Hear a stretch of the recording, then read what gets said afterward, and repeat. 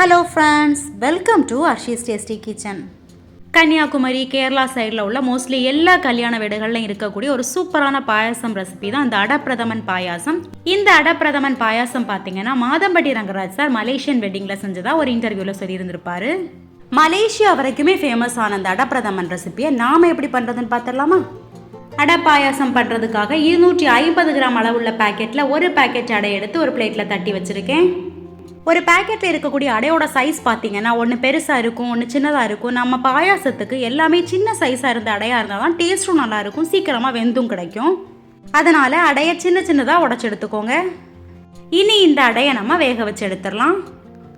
ஒரு பாத்திரத்தில் கொஞ்சமாக தண்ணி வச்சு நல்லா கொதிக்க விடுவோம். தண்ணி நல்லா கொதிச்சிருச்சு. இப்போ நல்லா பொடிச்சு வச்சுருக்க அடையை இதில் சேர்த்துடலாம். அடை சேர்த்து நல்லா கலந்து விட்டுக்கோங்க, இல்லாட்டி இந்த அடை பாத்திரத்தில் அடியில் நல்லா ஒட்டி பிடிக்கும். இந்த அடை நல்லா வெந்து சாஃப்ட் ஆகணும், அது வரைக்கும் வேகட்டும்.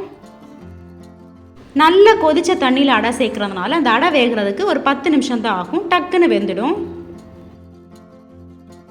இப்போ பாருங்க, நம்ம வேக வச்ச அடை கரெக்டான பக்குவத்தில் வந்திருக்கு. ரொம்ப நேரம் வேக வச்சிங்கன்னா வெந்து நல்லா குழஞ்சு போயிடும். இனி ஃப்ளேம் ஆஃப் பண்ணிட்டு இந்த அடையை உடனே நம்ம ஃபில்டர் பண்ணி எடுத்துடலாம்.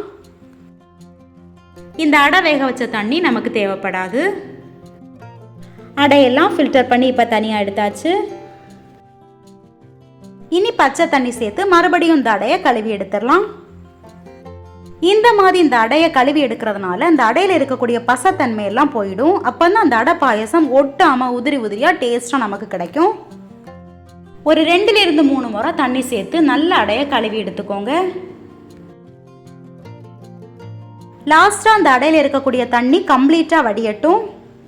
அடை வேக வச்சு எடுத்தாச்சு. இனி இந்த பாயாசத்துக்கு தேவையான முக்கியமான பொருள் பார்த்தீங்கன்னா தேங்காய் பால். ஒரு பெரிய சைஸ் தேங்காவை துருவி எடுத்து வச்சுருக்கேன். இதில் இருந்து 1ஆம் பால், 2ஆம் பால், 3ஆம் பால்னு தனித்தனியாக எடுத்து வச்சாச்சு.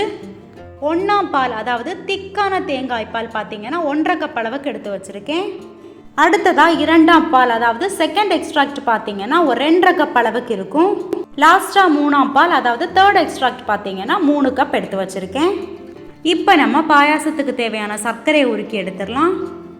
250 கிராம் அளவுக்கு அடை எடுத்துருக்கிறதுனால அதுக்கு டபுள் அளவுக்கு சர்க்கரை எடுக்கணும். அப்போ தான் இனிப்பு சுவை கரெக்டாக இருக்கும். நல்ல டார்க் கலரில் இருக்கக்கூடிய சர்க்கரையாக பார்த்து எடுத்துக்கோங்க. அப்போ தான் பாயாசமும் நல்ல டார்க் கலரில் நல்லா பார்க்க அழகாக கிடைக்கும். இனி இந்த சர்க்கரையை கரைச்சி எடுக்கிறதுக்காக இது கூடவே ஒரு 3/4 கப் அளவுக்கு தண்ணி சேர்த்துக்கோங்க. சர்க்கரை ஃபுல்லாக கம்ப்ளீட்டாக உருகுனதுக்கு அப்புறமா ஃப்ளேம் ஆஃப் பண்ணிக்கோங்க. இப்போ நம்ம பாயாசம் செய்ய ஆரம்பிச்சிடலாம். பாயாசம் பண்ணுறதுக்காக அடிகனமுள்ள பாத்திரமாக எடுத்துக்கோங்க. இப்போ இந்த பாத்திரத்தை ஹீட் பண்ணி 2 டீஸ்பூன் அளவுக்கு நெய் சேர்த்துடலாம். நெய் உருகுனதுக்கு அப்புறமா வேக வச்சு 2லேருந்து 3 முறை கழுவி எடுத்த அடையை இதில் சேர்த்துடலாம்.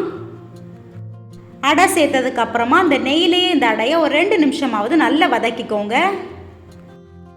இந்த மாதிரி அடையை நெய்யில் வதக்குறதுனால அந்த அடையோட பச்சை ஸ்மெல்லாம் நல்லா போயிடும். அடைய நெய்யில் வதக்கும் போது மிதமான தீயில வச்சு வதக்கிக்கோங்க.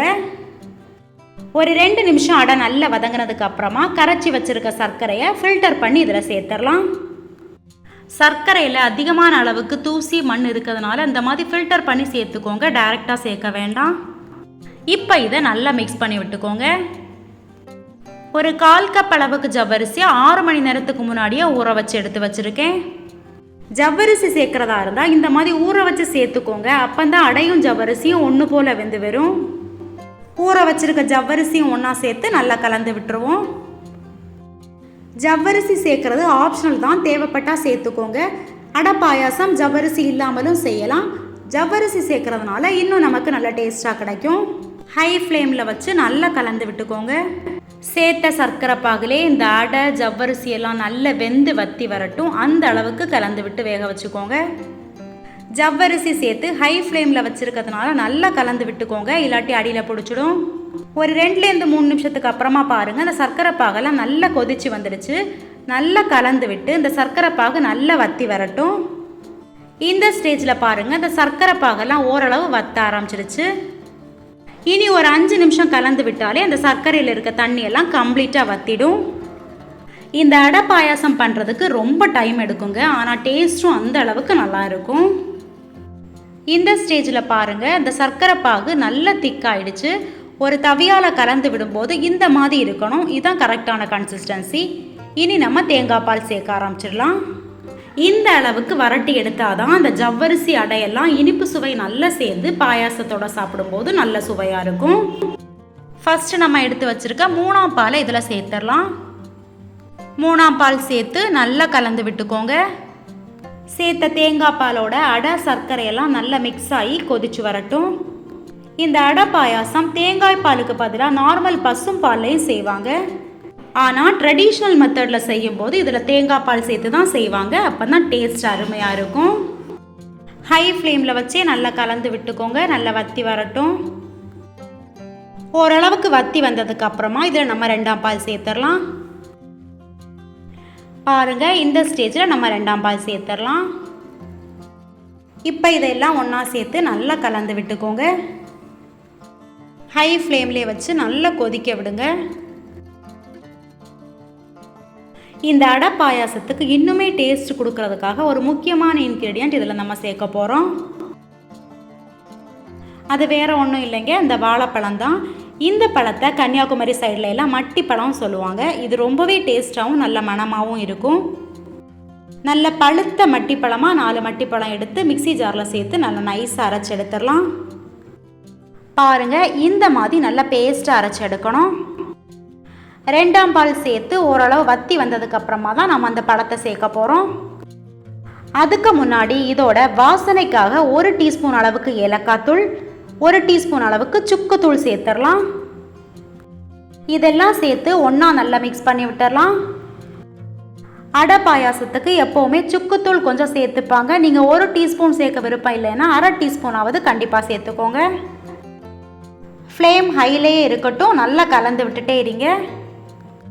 நல்லா கலந்து விட்டதுக்கப்புறமா இதில் 1 டீஸ்பூன் அளவுக்கு சுகர் சேர்த்துடலாம். கொஞ்சமாக சுகர் சேர்க்கறதுனால அந்த அடை பாயாசத்துக்கு இன்னுமே நல்ல டேஸ்ட் கொடுக்கும். அடுத்ததாக இதில் அரைச்சி வச்சுருக்க மட்டி பழத்தையும் சேர்த்துடலாம்.